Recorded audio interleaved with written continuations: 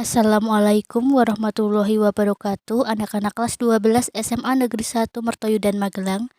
Pada pertemuan ini kita akan belajar mengenai pendidikan agama Islam. Sebelumnya kita telah mempelajari bab 1 mengenai semangat beribadah dengan meyakini hari akhir. Nah, dan kita akan mempelajari mengenai iman nomor 5, yaitu percaya kepada hari akhir, serta mempelajari iman nomor 6 yang berarti qada dan qadar. Dengan tema meyakini qada dan qadar melahirkan semangat bekerja. Pada kesempatan ini kita akan melakukan pembahasan mengenai qada dan qadar yang merupakan bagian yang penting karena berkaitan dengan masalah takdir.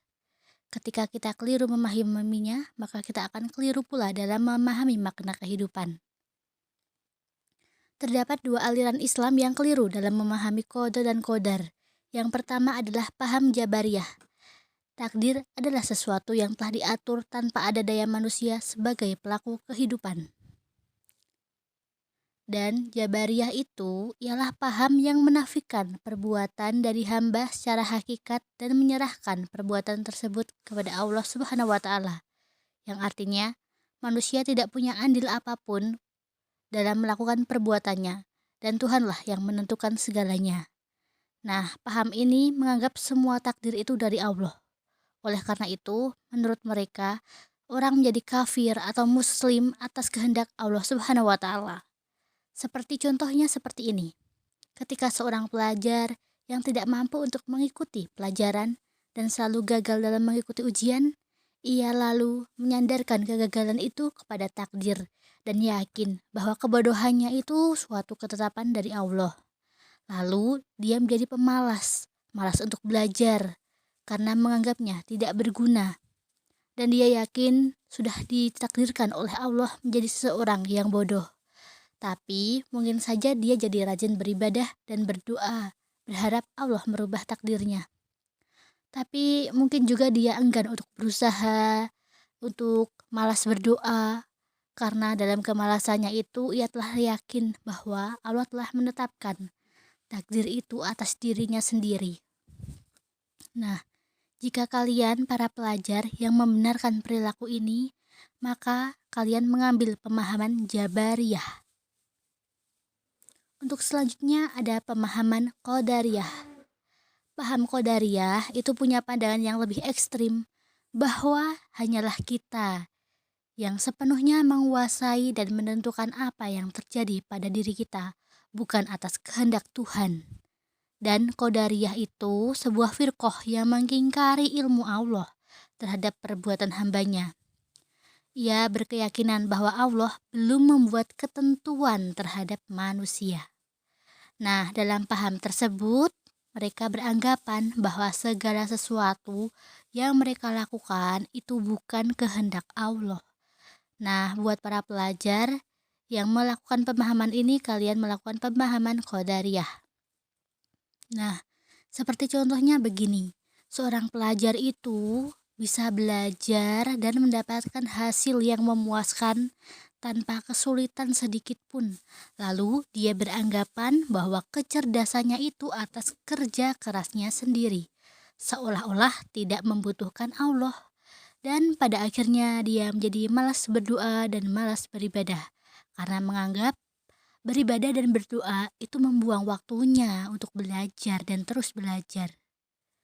Nah, jika kalian melakukan atau membenarkan ajaran ini, berarti kalian mengambil pemahaman Qadariyah. Untuk selanjutnya, bagaimana sih pemahaman yang benar mengenai qada dan qadar? Nah, berikut akan disampaikan mengenai hakikat qada dan qadar. Qada, menurut bahasa itu menentukan atau memutuskan. Sementara menurut istilah itu segala sesuatu ketentuan Allah sejak zaman azali. Apa sih zaman azali itu? Yaitu masa di mana hanya Allah seorang yang demikian menciptakan makhluknya, termasuk manusia itu belum ada. Dan qadar yaitu menurut bahasa adalah memberi kadar atau aturan atau ketentuan. Nah, qadar itu menurut istilah berarti ketetapan dari Allah Subhanahu wa taala terhadap seluruh makhluknya, termasuk kapasitasnya. Selanjutnya berbicara tentang takdir. Sesuai dengan Quran Surat Yasin ayat 38 yang membenarkan pemahamannya, yaitu Auzubillahi minasyaitonirrajim, Bismillahirrahmanirrahim, wasyamsu tajri limustaqarril laha dzalika taqdirul azizul alim, yang artinya dan matahari berjalan di tempat peredarannya, demikian takdir atau ketetapan yang maha perkasa lagi maha mengetahui. Nah, ketika Allah menentukan matahari berjalan di peredarannya, itu dinamakan qadha. Kenapa? Karena ini terjadi pada zaman azali, sebelum matahari diciptakan. Nah, seperti berjalannya matahari di tempat peredarannya dengan ketetapan tertentu dan kecepatan serta jarak antara matahari dengan planet lainnya sampai waktu beredarnya, itu disebut qadar. Seperti dalam Quran Surat Al-Furqan ayat 2 yang berbunyi wa khalaqal kulla syai'in faqadaru taqdiru, yang artinya dan dia menetapkan ukuran-ukurannya dengan kerapiannya. Selanjutnya mengenai takdir manusia. Takdir manusia itu dibagi menjadi dua. Di antaranya takdir muhayyar atau diperjalankan. Seperti manusia sama seperti benda, tanaman, dan hewan. Artinya tidak mempunyai kebebasan untuk menerima dan menolak. Misalnya, ada orang yang dilahirkan dengan mata sipit atau dilahirkan dengan kulit hitam sedangkan ibu dan bapaknya berkulit putih dan sebagainya. Seperti dalam Quran Surat Al-Hujurat ayat 13. Hai manusia, sesungguhnya kamu menciptakan kamu dan seorang laki-laki dan seorang perempuan dan menjadikan kamu berbangsa-bangsa dan bersuku-suku supaya kamu saling kenal mengenal. Nah, dari takdir muhayyar atau diperjalankan, itu terdapat takdir mubrom, yang artinya tidak dapat diusahakan oleh manusia atau manusia tidak dapat merubahnya. Nah, untuk yang selanjutnya selain takdir muhayyar, ada juga takdir manusia yang bernama muhoyar, musayyar dan muhoyar. Nah, untuk takdir muhoyar atau diberi pilihan, misalnya manusia diberi kebebasan untuk memilih, seperti seorang siswa bercita-cita jadi insinyur pertanian. Nah, dia harus belajar tekun dan terus berusaha serta berdoa supaya ia terwujud menjadi insinyur pertanian. Sesuai dengan Quran Surat Ar-Ra'd ayat 11, yang artinya sesungguhnya Allah tidak mengubah keadaan suatu kaum sehingga mereka mengubah keadaan mereka sendiri. Nah, ini dinamakan juga takdir mu'alaq. Lalu, Allah juga menetapkan takdir musayyar dengan ketetapan yang sudah Allah tetapkan dari zaman azali dan sudah tertulis di kitab Laul Mahfudz, seperti Quran Surat Al-Hadid ayat 22, yang artinya tidak ada sesuatu bencana apapun yang menimpa di bumi dan tidak pula pada diri kalian melainkan setelah tertulis dalam kitab Laul Mahfudz sebelum kami menciptakannya. Sesungguhnya yang demikian itu mudah bagi Allah. Nah, dan juga ada ujiannya seperti surat Al-Mulk ayat 2, yang berarti yang menjadikan mati dan hidup supaya dia menguji kamu. Siapa di antara kamu yang lebih baik amalnya? Dan dia maha perkasa lagi maha pengampun. Sementara untuk takdir manusia yang mukhoyar atau diberi pilihan, itu biasanya manusia bisa menentukan pilihan pada setiap ujian yang diberikan, atau bisa juga dinamakan dengan takdir mu'alaq. Nah, seperti diberi anugerah, dia bisa bersikap bersyukur ataupun takabur. Lalu ketika ditimpa musibah bisa bersikap bersabar atau mengeluh. Nah, setiap perbuatan yang dilakukan atas pilihannya sendiri akan dipinta pertanggungjawabannya. Sesuai dengan Quran Surat Al-Isra ayat 36, yang sesungguhnya pendengaran, penglihatan, dan hati semua itu akan diminta pertanggungjawabannya. Selanjutnya, dari sekian contoh proses takdir musayyar dan mukhayyar, dalam takdir musayyar, Allah menetapkan bahwa seorang pelajar itu dihadapkan sebuah ujian di sekolahnya untuk menentukan baik dan buruk masa depannya. Nah, ini ketetapan Allah yang tidak bisa dihindari oleh pelajar tersebut. Sementara tidak dapat diusahakan oleh manusia atau manusia tidak dapat merubahnya, itu karena takdir ini disebut takdir mubrom yang berarti sudah Allah tetapkan. Lalu untuk takdir yang bisa manusia ubah yang dinamakan takdir mu'alaq atau mukhayyar, itu berdasarkan ketetapan Allah. Maka seorang pelajar diberi kebebasan untuk memilih sikap mana yang akan dia lakukan. Mau malas belajar atau belajar bersungguh-sungguh, silahkan. Jika bersungguh-sungguh bisa sukses dan itu mendapat kebaikan. Sementara kalau pelajar jadi malas belajar, selain gagal, masa depannya juga akan buruk. Nah, baik, setelah kita mempelajari qadar dan qadar, kita akan mengetahui makna apa sih yang terkandung dalam agama Islam kalau kita beriman kepada qadar dan qadar. Nah, qadar dan qadar itu mempunyai takdir sunatullah, yaitu hukum Allah yang disampaikan umat manusia melalui Rasulnya, dan tercantum pula di dalam Al-Quran secara otomatis. Seperti keberhasilan hidup manusia itu tergantung sejalan atau tidak dengan sunatullah.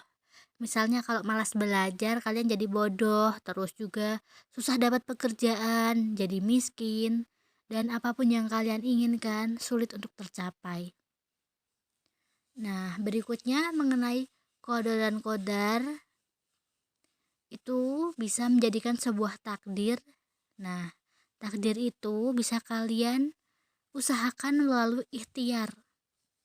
Ikhtiar itu apa sih? Ikhtiar itu kalian harus berusaha bersungguh-sungguh sepenuh hati dalam menggapai tujuan kalian. Namun, ketika mendapatkan hasil yang tidak sesuai, kalian harus yakin bahwa rencana Allah itu lebih baik sesuai dengan Quran Surat An-Najm ayat 39-41 yang berbunyi, dan bahwa manusia hanya memperoleh apa yang telah diusahakannya, dan sesungguhnya usaha itu kelak akan diperlihatkan kepadanya, kemudian diberi balasan kepada dunia dengan balasan yang paling sempurna. Selanjutnya, selain ikhtiar, kalian juga harus berdoa. Berdoa itu memberikan energi kalian supaya kalian bisa tetap ikhtiar menjalaninya.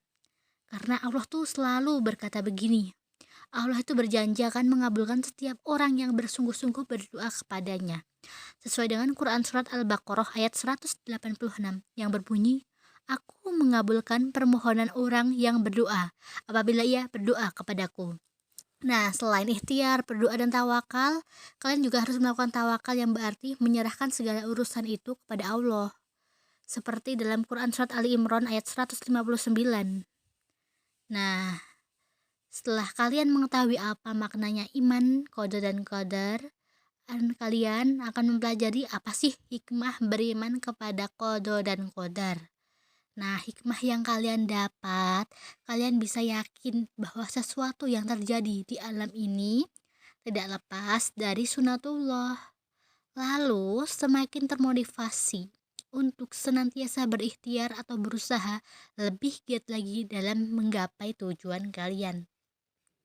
Dan juga meningkatkan keyakinan akan pentingnya sebuah doa bagi keberhasilan usaha, serta meningkatkan optimisme dalam menetap masa depan dengan ikhtiar yang sungguh-sungguh. Jadi masa depannya itu terlihat jelas kalau kalian ikhtiar, berdoa, berusaha, dan tawakal, serta bisa meningkatkan kekebalan jiwa supaya apa? Supaya kalau kalian dapat rintangan itu, kalian bisa tidak langsung mengeluh, tidak gampang putus asa. Nah, dan menyadarkan kita bahwa kita tetap harus beriman kepada Allah. Selanjutnya, selain itu, kita juga harus memahami apa sih semangat bekerja dalam qadar dan qadar itu. Nah, perilaku contohnya seperti ini. Perilaku beriman kepada qadar dan qadar yaitu selalu menjauhkan diri dari sifat sombong dan putus asa. Jadi, kepada kalian, orang-orang Islam yang beriman kepada qada dan qadar, apabila memperoleh keberhasilan, itu pasti kalian menganggap bahwa itu tetap kehendak dari Allah Subhanahu wa Ta'ala. Nah, apabila kalian gagal, kalian tuh gak gampang putus asa. Terus juga kalian itu bisa mengambil hikmah di balik kegagalan dengan terus berusaha. Lalu, senantiasa bersyukur dan bersabar sesuai dengan Quran Surat At-Taubah ayat 51. Jadi kalian bersyukur dengan apapun yang kalian dapat, serta terus bersabar dengan nikmat yang Allah berikan. Karena musibah itu membuat kalian sabar, dan kalian menganggapnya sebuah ujian. Sementara kalau kalian diberi keberuntungan, itu sebuah nikmat yang harus kalian syukuri.